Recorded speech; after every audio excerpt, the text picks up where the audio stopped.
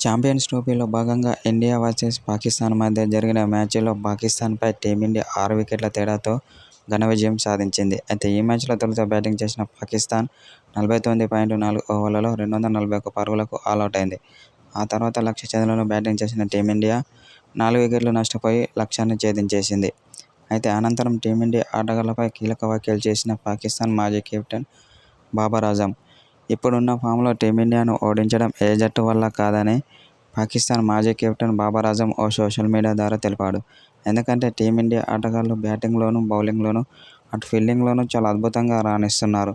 కాబట్టి ఇప్పుడున్న ఫామ్లో టీమిండియాను ఓడించడం చాలా కష్టమే అని కొందరు మాజీ క్రికెటర్లు కూడా అంటున్నారు.